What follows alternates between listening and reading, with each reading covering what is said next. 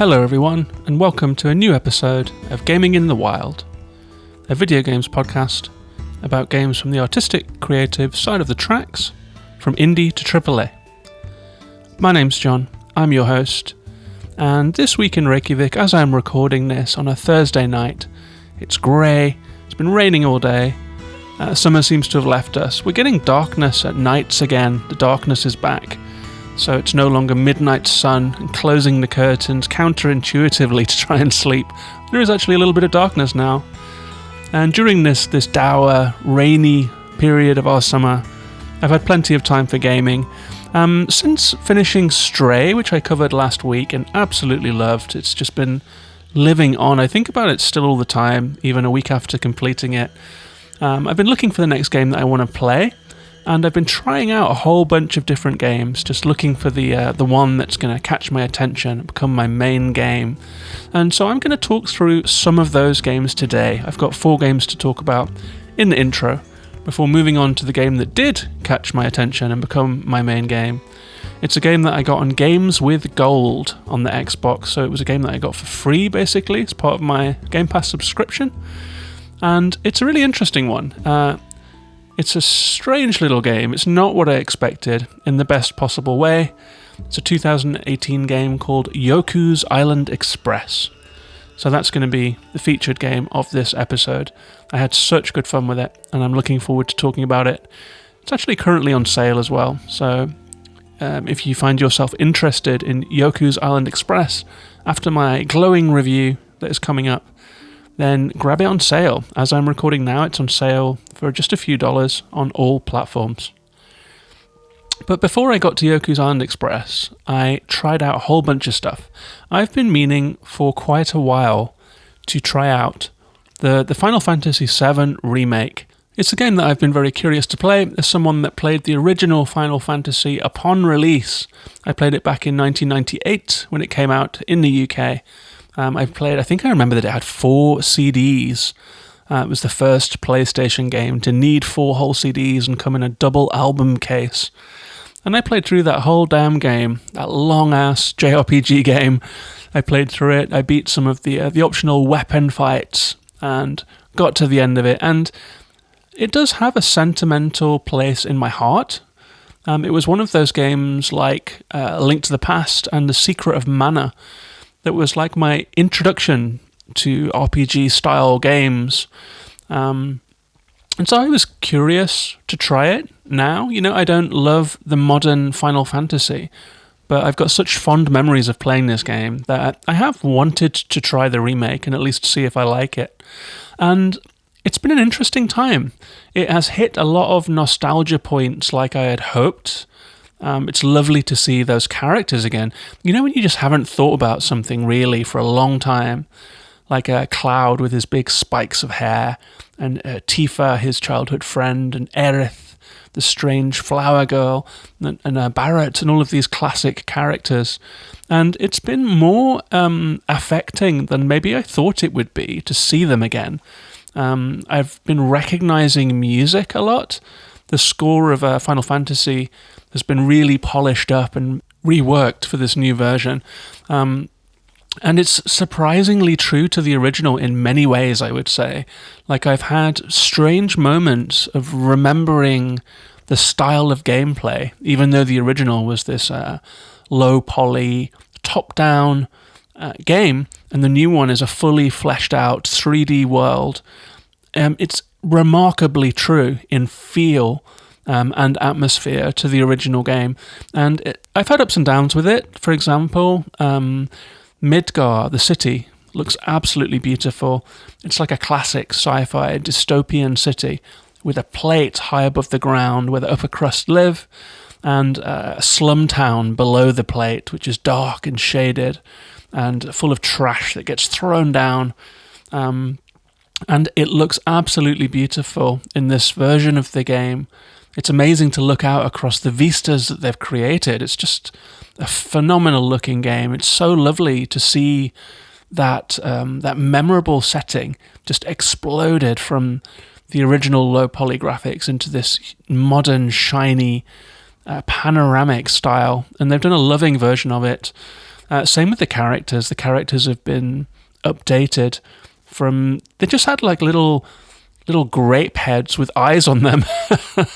the original character models from 1998, which was cutting edge at the time, really didn't have a lot of detail on the characters at all. And now they are completely modern. They're beautiful. They have maintained the characteristics that you remember and just been fleshed out, quite literally. So it looks absolutely great. At the same time, the new game carries a lot of baggage of the JRPG genre and of the original game. So I found myself, as well as marveling with nostalgia whilst playing, I've also found myself feeling frustrated in a way that is strangely familiar, like running around this featureless factory, looking again and again, doing laps, looking for something that I had missed, and then finding a switch that wasn't really signposted well enough. So somehow this modern reimagining of a 1998 game has not only ported the atmosphere and the characters and setting incredibly well, but also the flaws of the original game, which is just crazy. It's also got very silly writing, fetch quests, floaty movement, and you catch on scenery. You can't really walk into the world apart from down these narrow corridors that you're allowed to. So a lot of it is just window dressing, standard JRPG stuff. And so for the first 4 hours, I was thinking, you know what? I think I don't like this game. I think it's a bad game. I was genuinely thinking, I was kind of hate playing the first 4 hours, not having a good time. But I stuck with it. I'm glad I did. And there have been a couple of magical sequences since then where the game has just leveled up. And you're no longer hunting rats and running around fetching things for people in the slum town, but you're fighting giant mechs, climbing to the top of the plate and parachuting back down, meeting characters, moving across the rooftops, and the adventure is starting to kick in, and I'm really starting to feel it, and I'm really happy that I am. So I'm hoping to get through Final Fantasy VII Remake, and if I do, I will do a full review of it then. I've also been playing a bit of Tales of Arise. I played the demo of it, partly because I was moaning about Final Fantasy VII in the show's Discord, and Grabloid, who is a patron of the show, thanks for the recommendation of Tales of Arise. It had been on my radar, but as someone that isn't a big JRPG fan, I'd kind of thought, nah, it's not for me. But it was recommended as like a more modern and kind of more interesting RPG than the Final Fantasy VII Remake. And I played the demo, and I was immediately smitten by the absolutely beautiful visual style of it. It's like walking through a watercolour, like a 3D version of something like Gris almost, with a fairy tale edge to it. It's a party-based action strategy, classic JRPG with story elements to it, and there's something about it. I think that game has got a quality. It reminded me just a touch of Genshin Impact. It reminded me of other JRPGs, modern JRPGs that I've played. It definitely shares DNA with Final Fantasy. A little bit of Ni no Kuni in there too.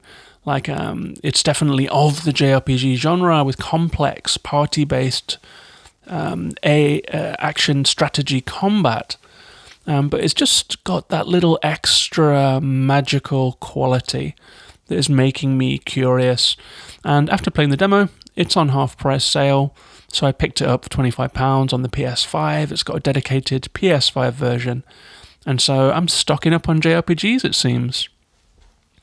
Another little game that I tried whilst looking for my new main game was something that, I don't even know how I ended up with this on my Switch. Probably just scrolling the What's New tab on the Nintendo eShop, and I ended up with Hot Spring Story demo. So it's a demo of a game called Hot Spring Story. It is an isometric sim game where you are, a little bit like a theme park from back in the day, and Theme Hospital, and all of those classic isometric games. You have to get systems up and running, build out your hospital ward, improve it so that it's processing people better and with greater care, and that you've got more doctors, more nurses, more rooms, and you have to build and build and build. Theme park is the same. You're like putting in rides, and you're also putting in arcades, you're putting in parking, you're putting in electricity and lights and food concession stalls. Hot Spring Story is very much based on that classic model, but you're building a Japanese hot spring, so you're putting in changing rooms, you're putting in dining areas, you're putting in spas, private little spa rooms, you're putting trees and vegetation near them so that the view is nice to make it as peaceful as possible. You're trying to make your patrons as happy as possible when they leave, so they recommend it to their friends. And to grow your hot spring, you can buy more space to make it bigger when you've run out of space. You can invest in nearby amenities, such as places to stay and advertising and things like that. And I actually ended up playing this demo for an hour, getting to the conclusion of it, and I had a surprisingly good time. I was just completely absorbed in it, just making my little hot spring grow, trying to get more customers, trying to get happier customers, and I had a great time with it. I've put it on my wish list. I don't think it costs that much, and I've got a feeling I'm going to end up buying Hot Spring Story, a completely random pull. I haven't heard anyone else talking about this one. It's just found in the eShop, but I had a good time with it, and maybe for like a game that you play when you don't have much mental power and you just want to relax, Hot Spring Story could be a good one. The final game I'm going to talk about before moving on to the featured review is Forza 5, which has just gotten a Hot Wheels DLC. And if you listened to the show last year, you'll know that I was absolutely smitten with Forza 5 Horizon when it came out. Forza Horizon 5, rather. And to my surprise, because it was on Game Pass, I tried it. I didn't have to pay £60. And to my surprise, it's just wonderful. It looks wonderful. It plays incredibly well. It's addictive. You have an open world map to drive around and to enter races and to do stunts and to drive across beaches, just racking up points, winning new cars. Absolutely addictive, gorgeous to look at, amazing car sounds, just a great atmosphere. And it made my Games of the Year list, which surprised no one more than me. And the Hot Wheels DLC came out and I was super excited. Re-downloaded Forza to my Xbox. It's over 100 gigabytes now, so it's taking up a significant part of my Xbox Series S hard drive. And to my disappointment, it turned out that Hot Wheels is a paid DLC for £20. And I was thinking, I'm not so sure about this anymore. But I really want to play it, and I was moaning in the Discord.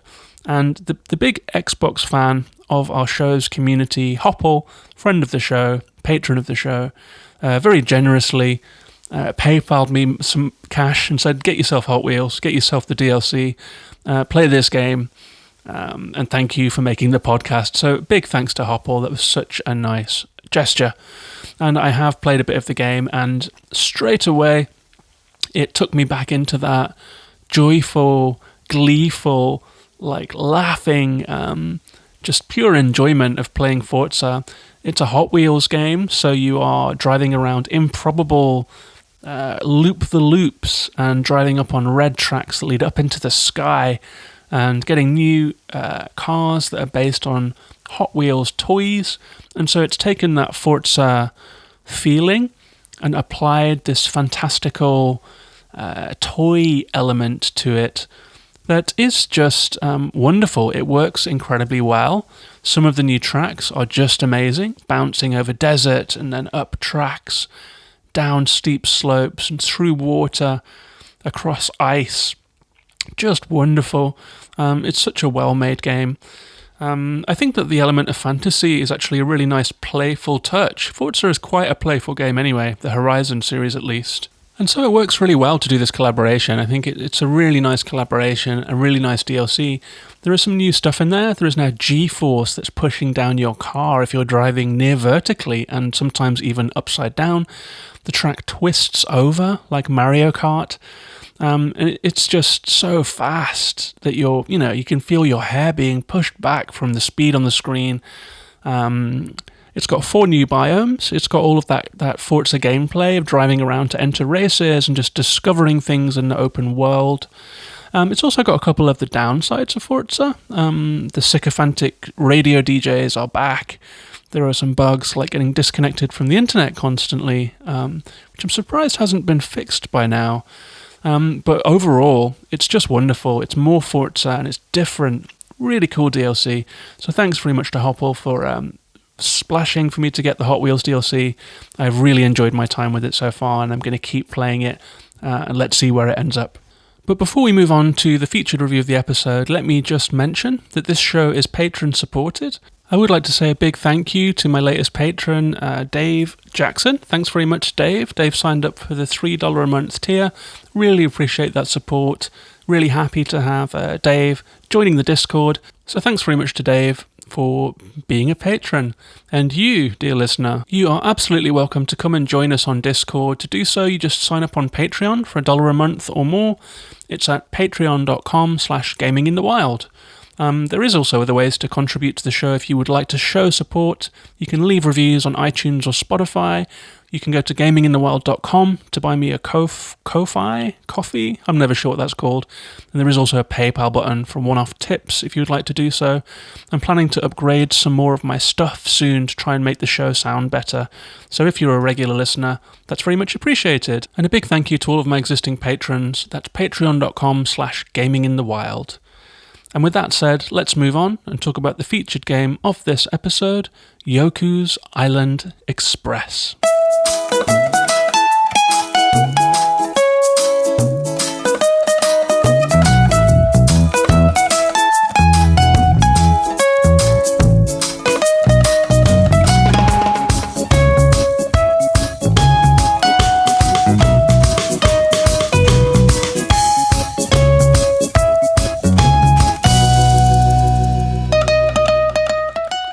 So Yoku's Island Express is a 2018 game made by Villa Guerrilla, published by Team 17. It's available on PC and all of the consoles. I got it, as I mentioned, on Xbox Games with Gold, which is like a free couple of games that you get every month if you're on higher tiers of Game Pass.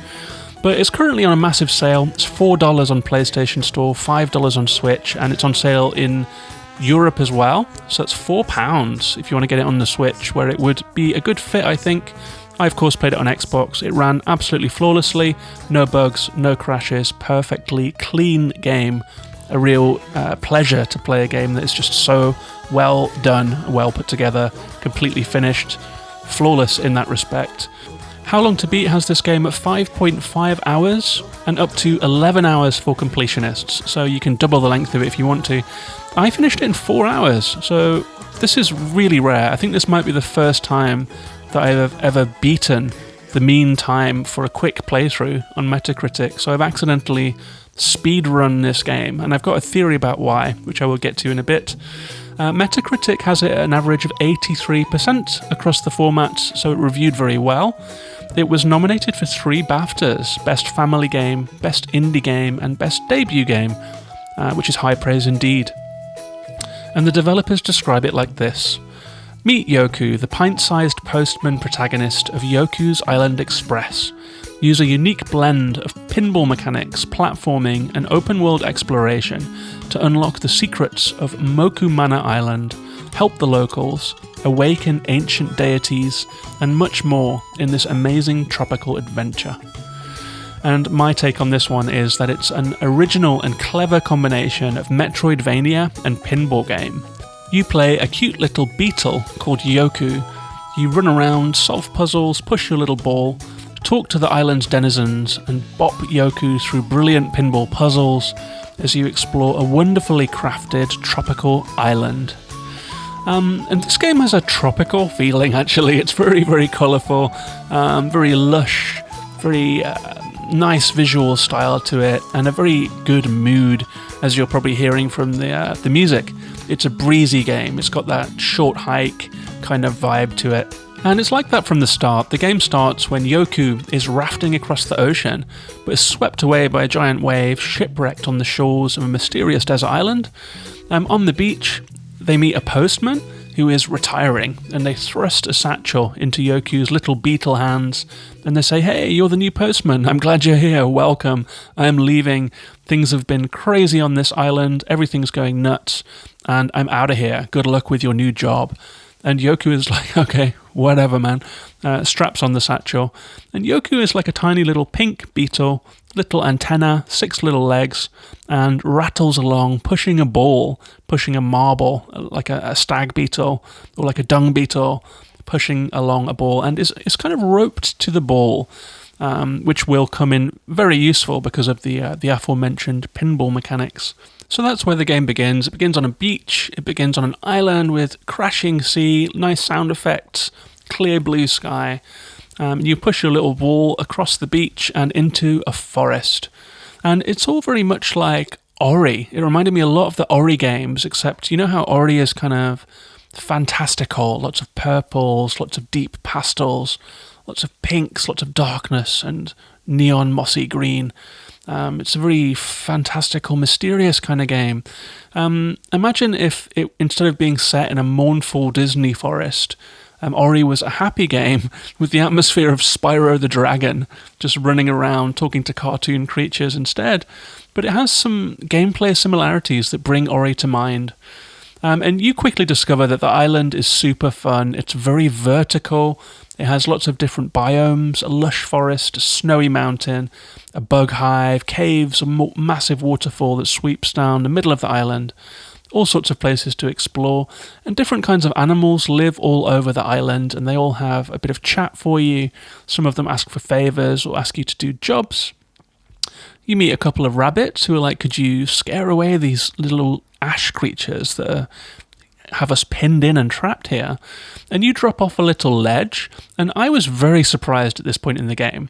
I thought this was just a platformer, like a happy little platformer, and I was very surprised to see that if I hit the trigger buttons on my joypad, I would flip pinball flippers and bop Yoku's little ball around, and the beetle is just pulled behind the ball, and so suddenly it's a pinball game. It's a platform pinball game.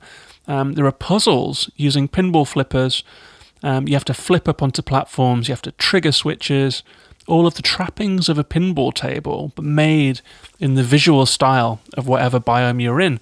So if you're in a forest, there's like a clump of leaves that acts as a bumper.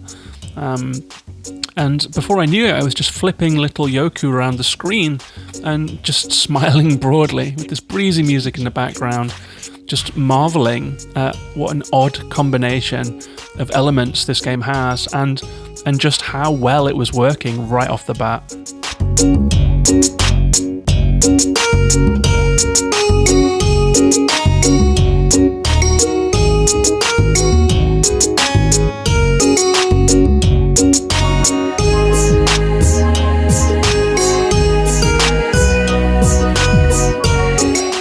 And I use the word platformer advisedly with this game. Yoku can't jump at all. Yoku can just run left and right, can sound a whistle to wake up sleeping things and to trigger environmental effects. And instead, there are pinball mechanics. So if you want to jump, if you want to get up, even just a little bit, you have to find a flipper and bounce yourself up there or fall down from above. So it's not like any platformer that I've played. And I haven't played a game that combines pinball and platforming. There is one game I've heard of that has come out since this one that uses pinball mechanics in an unexpected way. That's Beast Breakers. It's like a boss rush game. We have to use a pinball to battle giant creatures or insects. Haven't played it, want to, it's on my wish list. But honestly, I haven't played anything quite like this, and that's unusual in of itself, you know, to play something unlike other games to a large degree. And the interesting way that this unfolds is that the pinball environments come up regularly. Half the time you're just running around the island, running up hills, talking to people, collecting fruit, collecting upgrades, etc. But the rest of the time you will enter these pinball areas, which are puzzles. And so you're bopping Yoku around, suddenly playing pinball like you would on a pinball table. Bouncing down the rails, trying not to lose your ball, trying to trigger different effects on the table.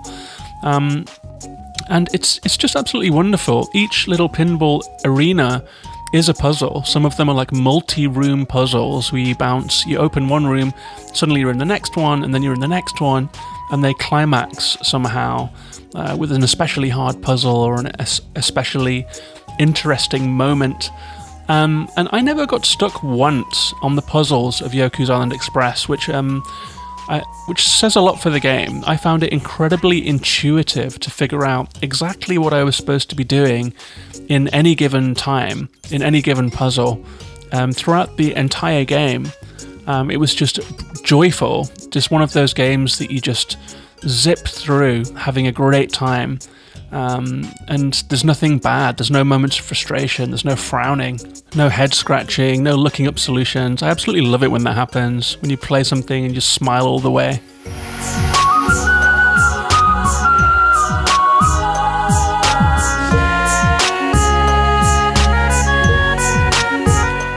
And after that intro sequence, you find your way up to a village. There is a bunch of different types of animals, just anthropomorphized animals of all different types, just living together.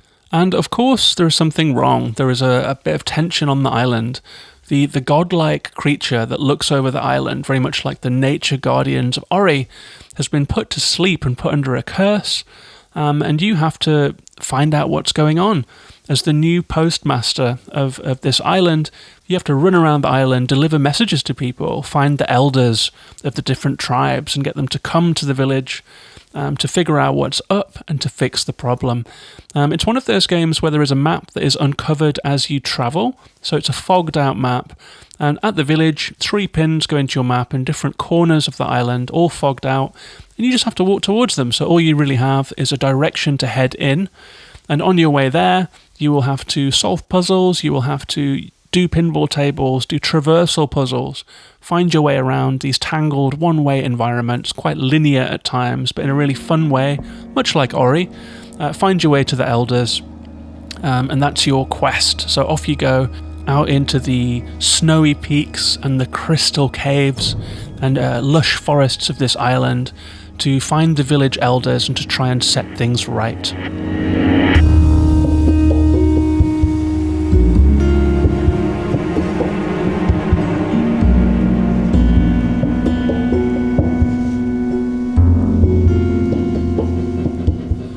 And there's a lot to do along the way. There are side quests, you get parcel deliveries, specific parcels to specific people. You find relics for an archaeologist who is looking for old mysteries of the island. You can power up your bag to hold more items. You have a constant meter of fruit, which you use to unlock doors and to unlock flippers to take you to new, higher places. And you get fruit through collecting it in the environment, through breaking pots, and through playing pinball. So there is a light progression to this. There are a couple of special abilities that you get also that allow you to, for example, swim or to take out enemies that you'll find along your way. There's no combat, but there are antagonists in the game. And so you have to unlock these things. There's a metroidvania element to it. You might see strange graphic features in the environment and wonder what they are, but it all becomes clear later how you can use them, and before you know it you are flipping and flying all over this island with a nice sense of carefree mobility. There is a metroidvania vibe to the whole thing, so you will find yourself doing loops around places you've been before. It's maybe my one criticism of the game is that because the environment is often one way, if you, for example, take a tumble from a high place or take a wrong turn, you can find yourself doing laps of places you've been before. But because there is a Metroidvania element, perhaps if you go back to the starter area of the game, you will find new things that you couldn't access before. So depending on how much of a completionist you are, you can do a fairly linear playthrough of this game in just a few hours, or you can stretch it out to a full 12 hours-ish and finish every quest and polish off every side quest and find every item. It's up to you how you want to play this one. It accommodates all kinds of players.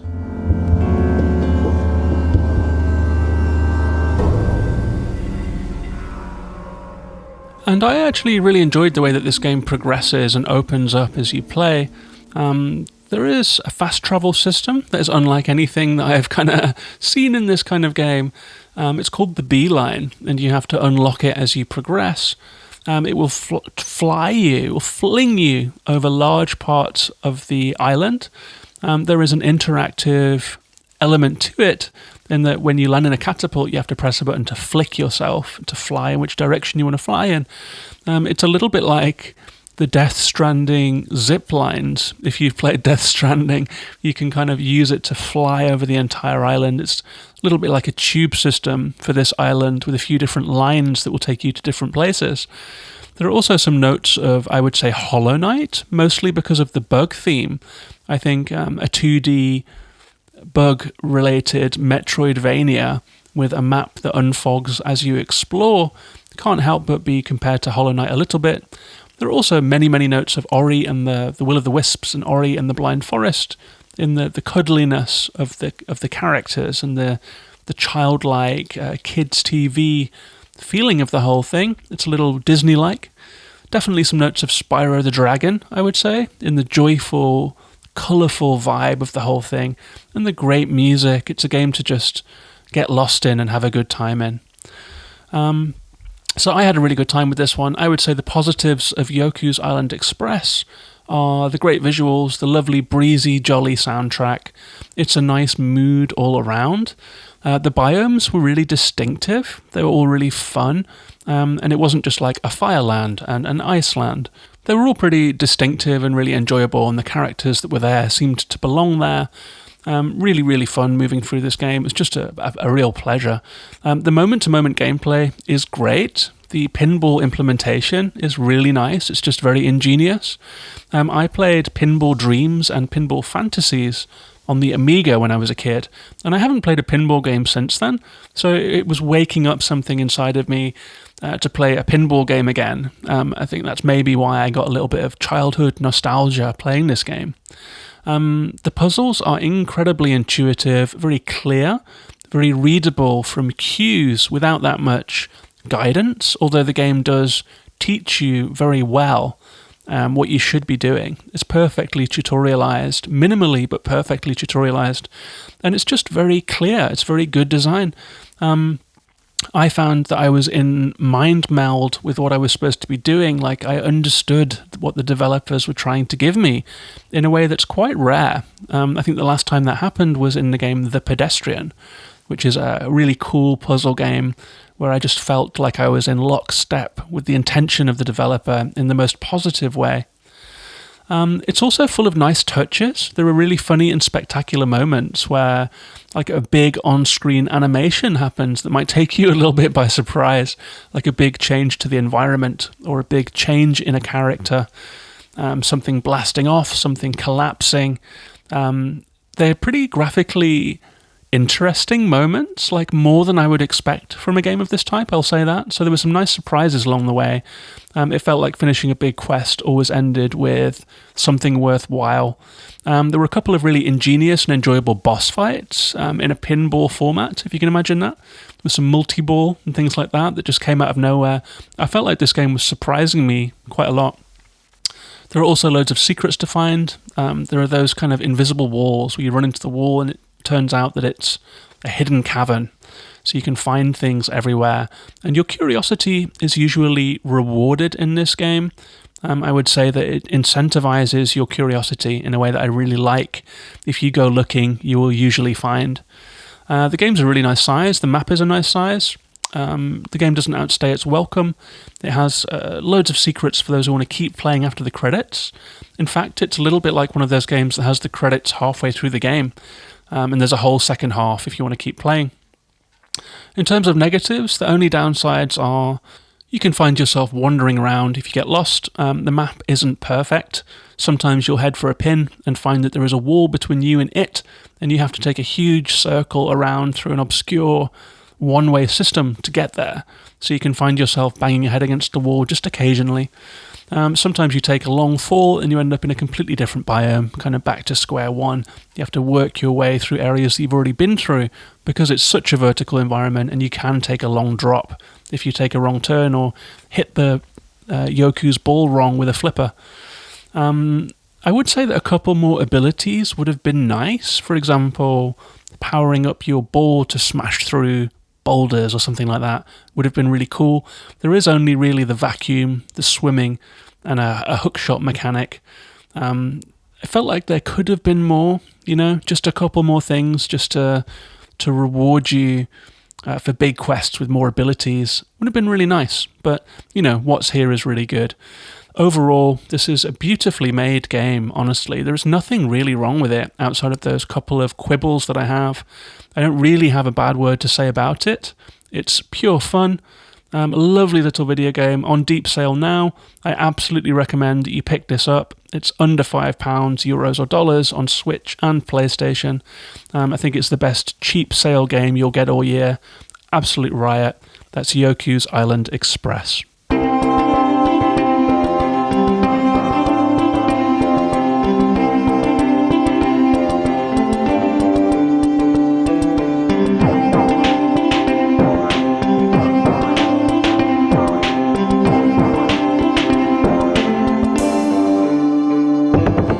So that's our episode. I hope you enjoyed that review of Yoku's Island Express. That game was just such a nice surprise to me. I just really wasn't expecting a pinball game, a metroidvania pinball game. I'm just really glad that game exists, and I'm really glad that I have stumbled across it. And as I've been posting out about my playthrough, it turns out it's pretty well loved. I'm surprised that I hadn't heard more about it, considering just how much of a high quality game it is. But that's our show. I'll be back next week with a new episode. Not sure what I'll be talking about. I'm replaying Nobody Saves the World. I have it on Switch now. I think it's the kind of game that I want to throw my feet up and play in bed or play on the sofa. So it's a perfect Switch game. I don't have a Steam Deck, so I can't Game Pass in a handheld. Although I have been wanting a Steam Deck more and more so that I can play Xbox Game Pass and so that I can play my Steam library in a handheld format. Maybe one day when the Steam Deck becomes more accessible, I'll take that leap. So who knows what it will be about. I have Final Fantasy Remake on the go. I have Ghost of Tsushima on the go. I'm playing Hot Wheels, the Forza DLC. There is loads of new stuff coming to Game Pass all the time. I have Tales of Arise. I've just got no idea what I'll be playing a week from now. I did also get a code for the Cuphead DLC and base game. I have never played Cuphead. I'm scared of it. I don't like frustrating games, but I absolutely adore the look of it, the art style of it, the music. And so now that the delicious last course of Cuphead has come around, I'm a little curious to get involved and just at least try it for myself, I mean, I never thought I'd play a Dark Souls game, and there's now like a 2-hour episode about Elden Ring in the backlog of this podcast. So who knows, maybe I'll become a Cuphead person, or maybe I will just bounce hard. I got a code for the PlayStation, so I'll be firing that one up as well at some point in the future. And I can already hear the cries of people asking me to stream it. Not a chance, guys. I'm too easily frustrated. I don't want you to see that side of me on stream. I am thinking that I'm going to stream a little bit of Stray, though, at some point in the future. I really want to just run around in Stray again. I also think it's the kind of mellow game that you can play and talk about at the same time. The patrons of the show are slowly finishing that game off, so it won't be spoiler territory anymore. So you can check out the show's Twitch channel at Gaming in the Wild. You can also follow me on Twitter. Tell me what you thought of Yoku's Island Express. There's a thread going on Twitter right now about what do you consider to be a perfect game. And there are over 100 replies now, so you can see what people have been thinking is perfect. It ranges from Tetris to Super Mario World to Horizon Zero Dawn to Red Dead Redemption 2. There is all kinds of games that people are making their case for. So come say hi on Twitter, see that thread. I always love to hear from people that have been listening to the show. I'm also on Facebook and YouTube and in other places. You can find it all at gaminginthewild.com. And that's it for this week. Take care of yourselves and each other, and bye-bye for now.